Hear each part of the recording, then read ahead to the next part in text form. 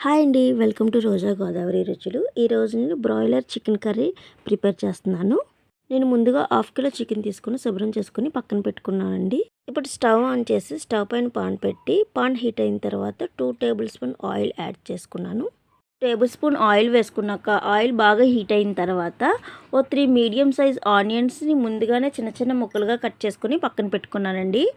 Cut చేసి పక్కన పెట్టుకున్న ఆనియన్స్ని ఒక బౌల్లో తీసుకొని యాడ్ చేసుకున్నానండి. ఇలా ఆనియన్స్ వేసుకున్న తర్వాత గరిటెతో ఒకసారి కలిపి కొంచెం సాల్ట్ కూడా యాడ్ చేసుకున్నాను.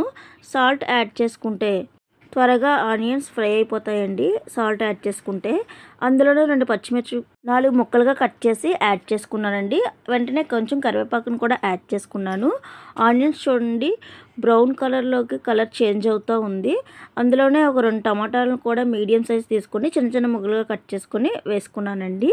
ఈ టమాటాను మనకి ఇష్టం ఉంటే యాడ్ చేసుకోవచ్చు, లేదంటే స్కిప్ చేసుకోవచ్చు అండి. టమాటా వేసుకుంటే కొంచెం గ్రేవీ ఎక్కువగా వస్తుందని టమాటాని యాడ్ చేశాను. ఇప్పుడు మూత పెట్టుకొని తర్వాత ఒక 5 మినిట్స్ ఫ్రై అయిన తర్వాత మూత ఓపెన్ చేసి చూసుకోవాలి.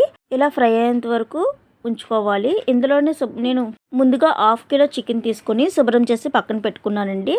శుభ్రం చేసుకుని పక్కన పెట్టుకున్న చికెన్ని ఈ ఆనియన్స్ ఫ్రై అవుతున్న ఆనియన్స్లోకి యాడ్ చేసుకున్నాను. ఈ చికెన్ని కొంచెం కొంచెం యాడ్ చేసుకున్న తర్వాత గరిటెతో ఇలా కలిపి పెట్టుకున్నానండి. ఇలా చికెన్ని ఫ్రై చేస్తున్నప్పుడు మంటని హై ఫ్లేమ్లో పెట్టుకుంటే చికెన్లో ఉన్న వాటర్ అంతా బయటకు వచ్చేస్తుందండి. ఇందులోనే 2 టేబుల్ స్పూన్ అల్లం వెల్లుల్లి పేస్ట్ని కూడా యాడ్ చేసుకున్నాను. అల్లం వెల్లుల్లి పేస్ట్ని వేసుకున్న తర్వాత బాగా ఫ్రై చేసుకోవాలండి, పచ్చివాసన పోయేంత వరకు. తర్వాత ఇందులోనే 1/2 టీ స్పూన్ పసుపు, ఒక 2 స్పూన్స్ కారం కూడా యాడ్ చేసుకున్నాను. కారం మీరు తినేదాన్ని బట్టి యాడ్ చేసుకోండి. ఇందులోనే రుచికి సరిపడినంత సాల్ట్ని కూడా యాడ్ చేసుకున్నాను.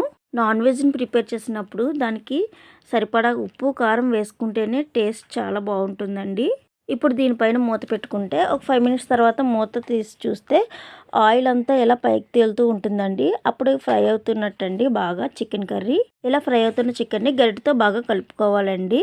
ఇలా ఫ్రై అయిన తర్వాత నేను ఇంట్లోనే తయారు చేసుకుని పెట్టుకున్న ధనియాల పౌడర్ని 1 స్పూన్ యాడ్ చేసుకున్నానండి. 1/2 టీ స్పూన్ జీలకర్ర పౌడర్ని కూడా యాడ్ చేసుకున్నాను. ఇప్పుడు ఈ చికెన్ బాగా ఫ్రై అయిన తర్వాత నేను 1.5 గ్లాస్ వాటర్ యాడ్ చేసుకున్నాను. ఆల్రెడీ చికెన్లో చాలా వాటర్ ఉంటుంది కాబట్టి మనం కొంచెం వాటర్ యాడ్ చేసుకుంటేనే మంచిదండి. వాటర్ యాడ్ చేసుకున్న తర్వాత గరిటెతో ఒకసారి ఇలా కలిపి మూత పెట్టుకొని ఉంచుకోవాలండి. మంటని మీడియం ఫ్లేమ్లో పెట్టుకొని ఉంచుకోవాలి. ఒక 5 మినిట్స్ తర్వాత చికెన్ కర్రీ పైన మూతను ఓపెన్ చేసి చూసుకుంటే చికెన్ కర్రీ ఎలా ప్రిపేర్ అవుతూ ఉంటుందండి. మనం ఈ చికెన్ కర్రీలో ఇంగ్రీడియంట్స్ అన్నీ కరెక్ట్గా వేసుకుని వండుకుంటే చికెన్ కర్రీ చాలా టేస్టీగా ఉంటుందండి. మనం బ్రాయిలర్ చికెన్ తినడం వల్ల మనకి ఇమ్యూనిటీ పవర్ చాలా పెరుగుతుందండి. చికెన్ తినడం వల్ల చిన్నపిల్లల్లో అయితే ఎముకలు కండరాలు ఎదుగుదలకి ఎంతో ఉపయోగపడుతుంది. లాస్ట్ 4-5 ఇయర్స్ బ్యాక్ అయితే కోవిడ్ ఎఫెక్ట్ అయినప్పుడు అందరూ చిన్నవాళ్ళ నుంచి పెద్దవాళ్ళ వరకు అందరూ ఈ చికెనే తినేవారండి. ఎందుకంటే చికెన్లో ఎంతో ఇమ్యూనిటీ ఉంటుంది కాబట్టి. నాన్ వెజ్లో కూడా మటన్ సీ ఫుడ్ కంటే చికెన్ ఫ్యాన్సే ఎక్కువ ఉంటారండి. Chicken dum biryani fan base separate ఉంటుందండి. నిజం చెప్పాలంటే మటన్ కర్రీ కంటే చికెన్ కర్రీయే చాలా టేస్టీగా ఉంటుందండి. ఇప్పుడు నేను వీడియోలో చూపిస్తున్నట్టు కరివేపాకు జంటని చికెన్ కర్రీలో యాడ్ చేసుకున్నానండి. కానీ అలా వేసుకుంటే బాగోదని చెప్పి కరివేపాకుని తీసి ఆకులను మాత్రమే యాడ్ చేసుకున్నానండి.